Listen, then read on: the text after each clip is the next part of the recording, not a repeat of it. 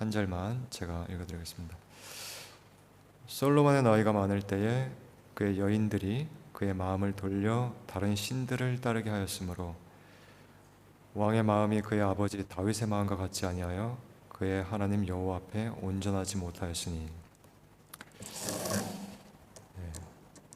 오늘도 구약의 인물을 좀 더 살펴보면서 우리의 신앙을 점검하는 시간을 가지려고 합니다.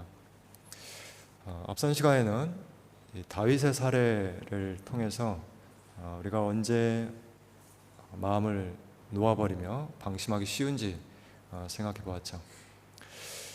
이렇게 마음을 놓아버림에서 자유로운 사람은 아무도 없고요.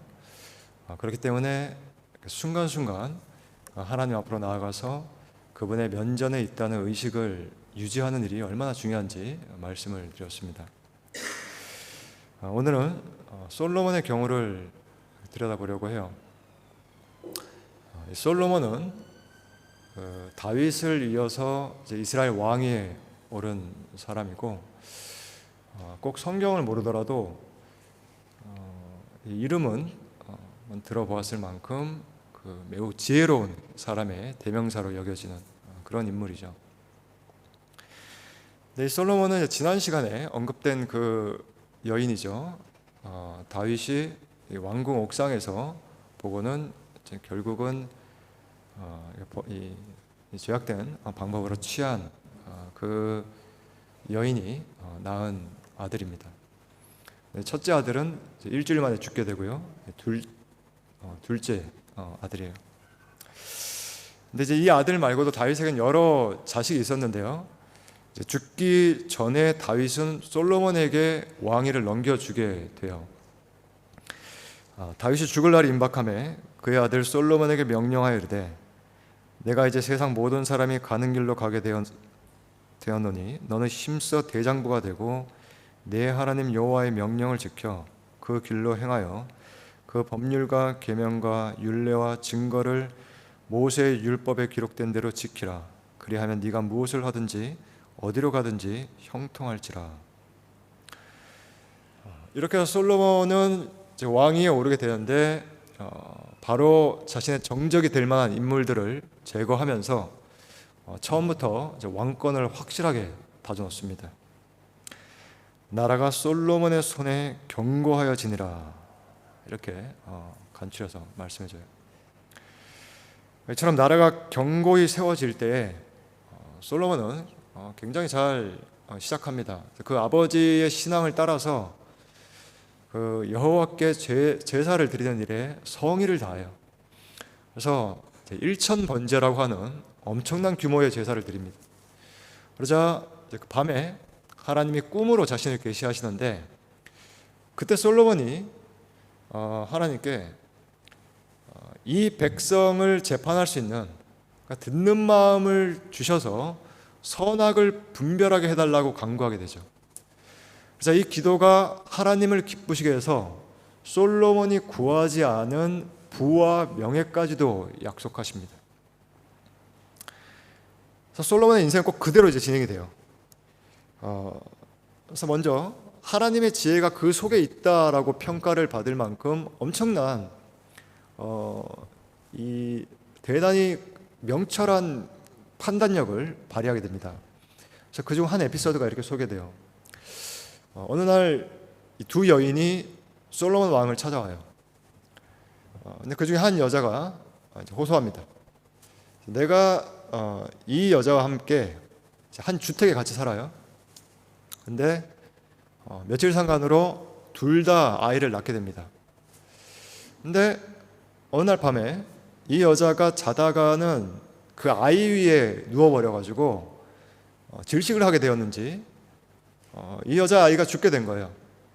근데 자기가 잠든 사이에 몰래 그 아이를 데려다가 자기 앞에 두고 자기 아이를 데리고 가버렸다는 거죠.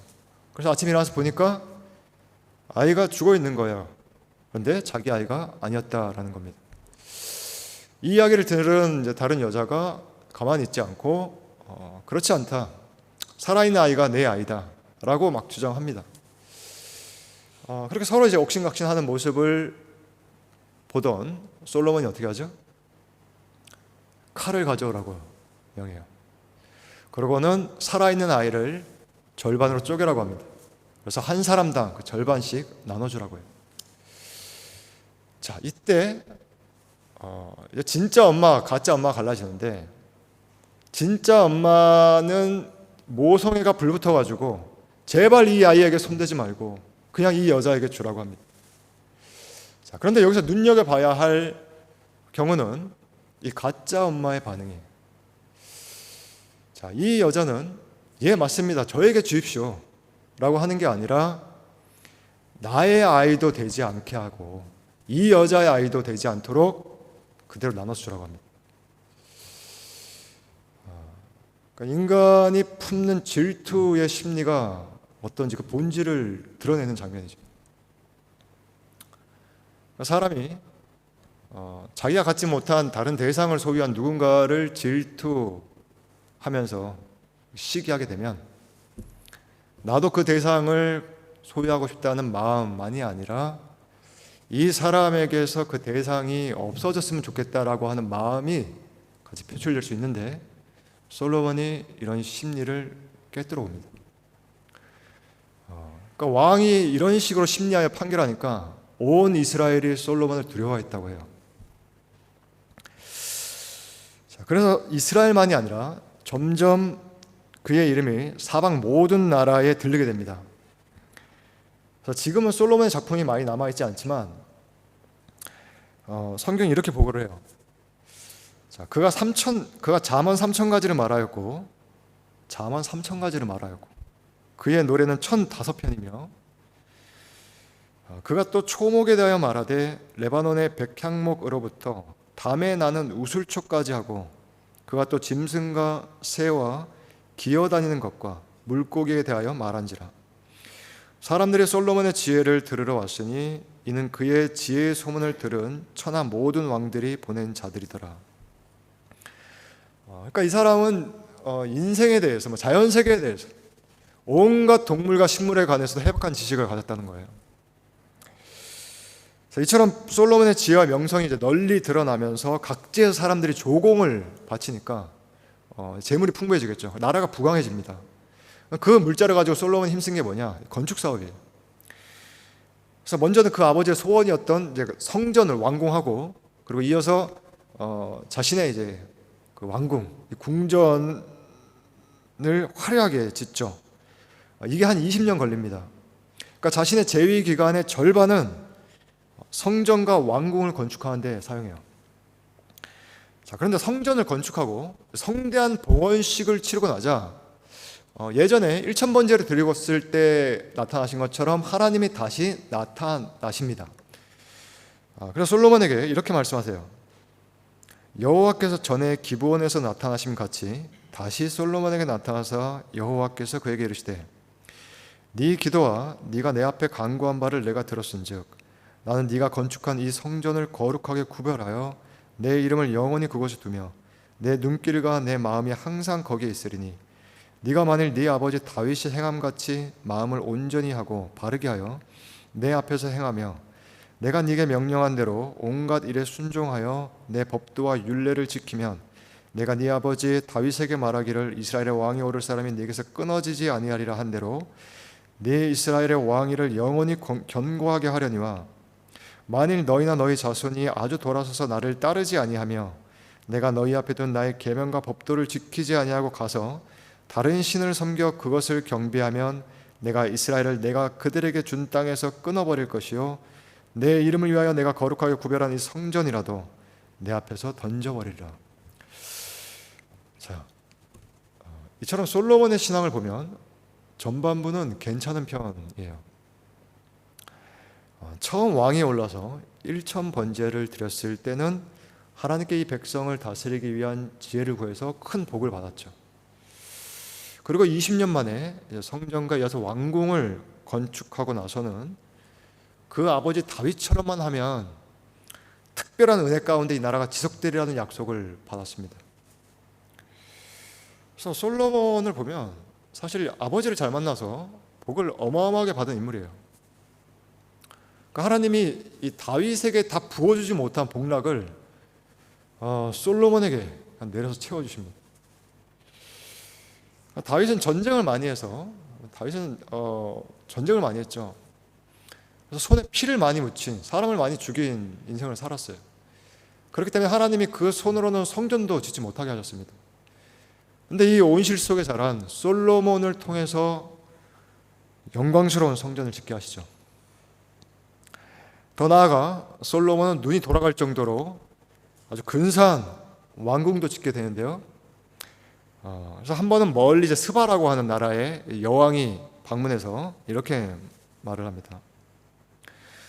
스바의 여왕이 솔로몬의 모든 지혜와 그 건축한 왕궁과 그 상의 식물과 그의 신하들의 좌석과 그의 시종들이 시립한 것과 그들의 관복과 술 관원들과 여호와의 성전에 올라가는 층계를 보고 크게 감동되어 왕께 말하되 내가 내 나라에서 당신의 행위와 당신의 지혜에 대하여 들은 소문이 사실이로다. 내가 그 말들을 믿지 아니하였더니 이제 와서 친히 본즉 내게 말한 것은 절반도 못되니 당신의 지혜와 복이 내가 들은 소문보다 더하도다. 여러분, 신앙생활을 하다 보면 저는 하나님의 복이 한 세대에서 끝나지 않고 다음 세대까지 또는 그 다음 세대까지도 계승되는 그런 장면을 보게 됩니다. 그러니까 여기엔 부인할 수 없는 진리가 있어요. 많은 경우에 복을 이렇게 세속적 차원에서만 오해해서 잘못 구해서 그렇지, 하나님은 그 백성에게 복을 내리시기를 기뻐하시는 분입니다.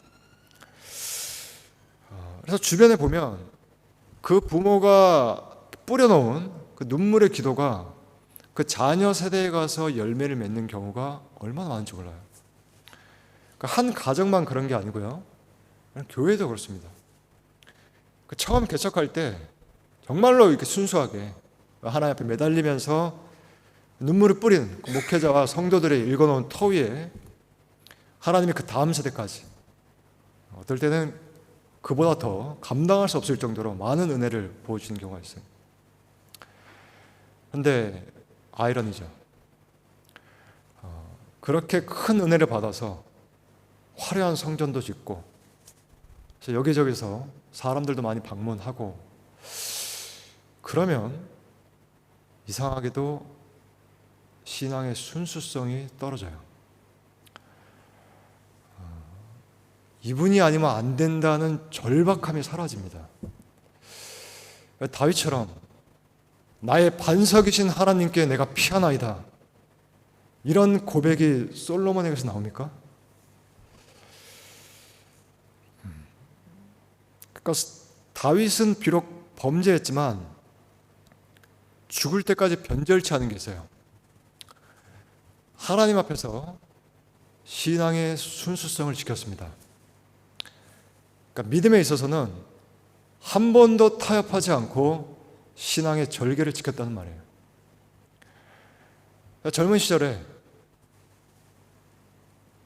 때때로 그때 자신을 위경에서 건지신 하나님을 끝까지 사랑했다는 말이에요. 다윗이 이방신을 섬기면서 우상 숭배하는 거 맞습니까? 그러니까 비록 넘어져도 자신이 일단 잘못했다는 걸 깨달으면 다른 데로 가지 않고 하나님 앞으로 나아간 사람이 다윗이죠. 그래서 하나님이 이 다윗을 참 아끼고 사랑하시면서 이후에 이어지는 모든 왕들이 이 다윗을 기준으로 평가를 받게 하세요. 다윗의 길로 갔나? 그렇지 않나? 다윗의 행함대로 행했나? 그렇지 않은가? 근데 안타깝게도 그 다음 세대인 솔로몬은 전반전은 좋았는데 후반전이 좋지가 않아요. 그 아버지께 이어받은 신앙이 아니라 자기 곁에 둔 여러 이방 여인들이 제안하는 이교 신앙을 받아들이면서부터 몰락의 길로 접어들게 됩니다. 솔로몬 왕이 바로의 딸 외에 이방의 많은 여인을 사랑하였으니 곧 모압과 암몬과 에돔과 시돈과 헷 여인이라. 여호와께서 일찍이 여러 백성에 대하여 이스라엘 자손에게 말씀하시기를 너희는 그들과 서로 통혼하지 말며 그들도 너희와 서로 통혼하지 말게 하라. 그들이 반드시 너희의 마음을 돌려 그들의 신들을 따르게 하리라 하셨으나 솔로몬이 그들을 사랑하였더라. 왕은 후궁이 700명이요 첩이 300명이라. 그의 여인들이 왕의 마음을 돌아서게 하였더라. 솔로몬의 나이가 많을 때 그의 여인들이 그의 마음을 돌려 다른 신들을 따르게 하였으므로 왕의 마음이 그의 아버지 다윗의 마음과 같지 아니하여 그의 하나님 여호와 앞에 온전하지 못하였더라. 인생을 살아가면서 하나님을 구하지 않으면 안 된다는 절박한 상황을 만나보지 않은 사람의 신앙은, 그분께 내 마음을 돌이키지 않고는 견딜 수가 없다는 그런 위기를 당해보지 않은 사람의 신앙은 언제 어떤 상황을 만나서 변질될지 우리는 알 수가 없습니다. 한 번도 검증을 받아본 적이 없기 때문이죠. 자녀를 키울 때도 어려움을 알지 못하는 사람으로 키우려고 하는 것만큼 자녀의 인생을 망치는 지름길이 없는 것처럼 우리의 신앙길에도 하나님은 때때로 우리가 스스로 감당할 수 없는 상황 속에 우리를 두기도 하시고 실패도 겪게 하시고 더 나아갈 수 없는 난간에도 봉착하게 하시죠. 이게 이상한 게 아니고 정상이며 특별히 마음에 두고 사랑하시는 자녀에게는 더욱 그렇게 하시죠. 그래야만 나중에 편해졌을 때 넘어지지 않기 때문입니다. 그때 가서 흔들리거나 타협하지 않기 때문이에요. 그냥 우리 동네 학교 클럽에서 축구하는 걸로 만족하는 아이와 처음부터 프리미어리그를 내다보며 뛰게 하는 아이가 받는 훈련은 다를 수밖에 없죠. 대기만성, 인생의 진리 아니에요? 오래 기다리게 하십니까? 지난주일에 우리 지원 형제가 그랬어요. 목사님, 기다리면 주시겠죠? 그래서 제가 그랬습니다. 내공을 쌓으며 기다려라. 그래야 오래 버틸 수 있어요. 여러분, 오래 버티는 그릇이 되려면 어떻게 해야 할까요? 잘 안 깨지고 오래 버티는 그릇이 되려면 뜨거운 불에 달구면서 불순물을 다 빼야 합니다. 당장 뭐가 이루어지지 않는다고 조바심을 내지 말고 그럴 때야말로 하나님을 기대하시기 바랍니다. 신앙은 이 싸움이에요. 그분을 신뢰하면서 얼마나 버티냐. 의인은 이 믿음으로 사는 겁니다. 이 훈련의 과정을 건너뛰고 잘 받아내지 않으면요, 결국은 타협하게 됩니다. 이런 과정은 각자가 갖는 거예요. 여러분, 군대에서 유격 훈련을 받아도 처음부터 제대로 다 받는 사람이 있고요, 처음부터 어디가 안 좋다면 꼭 열애하는 사람이 있어요. 똑같이 훈련을 받는데. 인생도 그렇습니다. 하나님이 그때 받게 하시는 훈련을 제대로 받는 사람이 있고요, 어떻게든 빠지려는 사람이 있어요. 빠지면 그 순간엔 편하죠. 그러나 내공이 쌓이지 않아서 이어지는 시간이 계속 버겁습니다. 이건 지름길이 없어요. 그러니까 우리가 아이를 크면 알죠. 그때 배워야 하는 거는 그때 배워야 해요. 제대로 된 부모가 자꾸 지름길로 가게 하고 편법 가르쳐 줍니까? 그렇지 않아요. 반드시 훈련을 받게 만듭니다. 신앙의 길에는 고난이 필수라는 말이 이런 데서 나오는 거예요. 불과 100여 년 전에 우리나라 일제강점기가 후반부로 접어들 때에 일본이 신사참배를 강요합니다. 특별히 기독교인에게 압력을 행사하죠. 보면 천주교는 이제 교황청의 결정으로 그 신사참배를 일찍 용인하게 되고요. 개신교는 특별히 장로교는 반대를 하다가 결국에는 총회에서 신사참배를 결의하게 됩니다. 이건 종교 행사가 아니라 국민 의례일 뿐이다. 이런 논리로 시대의 요구에 맞춰 나가는 거죠. 자, 근데 그때 총회의 결의에 따르지 않고 신사참배를 거부한 인물이 있었습니다. 그래서 목사직도 파면되어 주기철 목사님입니다. 결국 몇 번이나 투옥되고 고문을 당하다가 해방되기 1년 전에 형무소에서 생을 마감하죠. 똑같이 일제탄압이라는 용광로 속에서 훈련을 받았는데 누군가에게는 타협이 되는 일이 누군가에게는 그렇지가 않아요. 평소에 작은 일 하나둘 맞춰가며 타협해본 사람은 큰일이 닥칠 때 당연히 타협하기 쉽습니다. 그러나 평소에 그 훈련 하나하나 받아가면서 그때마다 신앙의 절개를, 믿음의 정조를 지켜본 사람은 큰일이 닥쳐도 쉽게 흔들리지 않는 거죠. 사람이 한 번에 그렇게 될 리가 없어요. 한 번에 주기철 목사님이 되는 게 아니라는 거죠. 한 번에 감정이 욱한다고 일사각오의 신앙을 갖게 되는 게 아니라는 겁니다. 이러한 신앙은 크리스천만이 아니라 한 민족의 정신을 일깨우기 때문인지 제가 정보를 찾아보다가 10년 전인데 공영방송에서 주기철 목사님 다큐를 제작했더라고요. 제가 토요일 저녁에는 우리 아이들 데리고 가정 예배를 드리는데 어제는 그 다큐를 같이 시청했습니다. 자, 이런 고결한 정신은 어느 날 갑자기 하늘에서 떨어지지 않아요.